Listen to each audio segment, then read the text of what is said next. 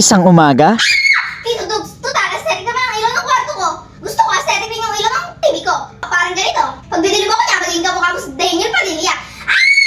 dahil mabait akong tito at honor naman si Kapag Girl. Kaya eto, bumili ako ng aesthetic na ilaw para sa TV. Kaya naman tara, unboxing na natin.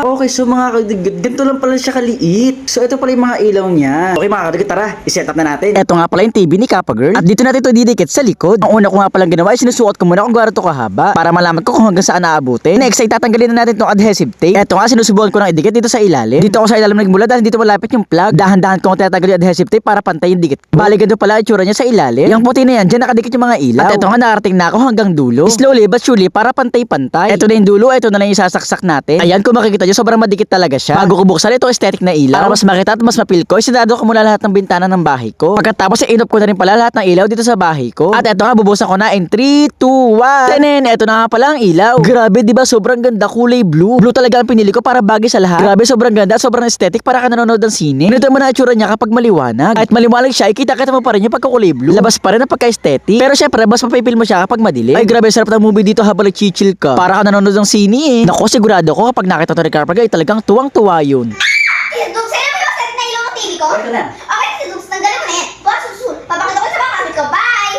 Okay, Kapag Girl, ingat. Isang umaga, habang nanonood kami ng TV, ay meron napansin si Kapag Girl. Tito Dugs, para saan pa to? May lagayan ka ng bulaklak pero wala ka namang bulaklak. Ang gusto pala ni Kapag Girl ay pumili ako ng bulaklak. Dahil mabait akong tito at honor naman si Kapag Girl. Kaya ito, bumili ako ng bulaklak. Kaya naman tara, unboxing na natin.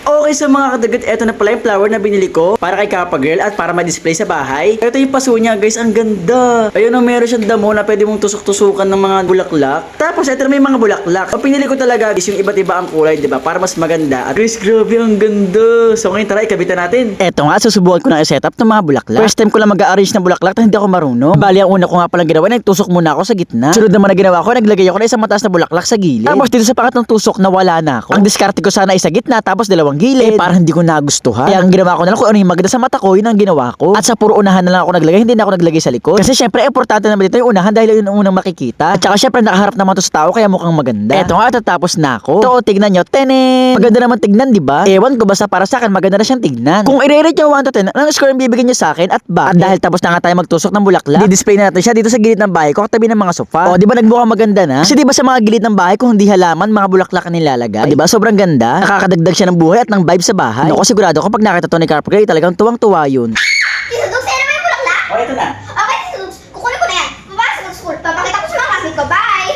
Okay, Kapag Girl, ingat.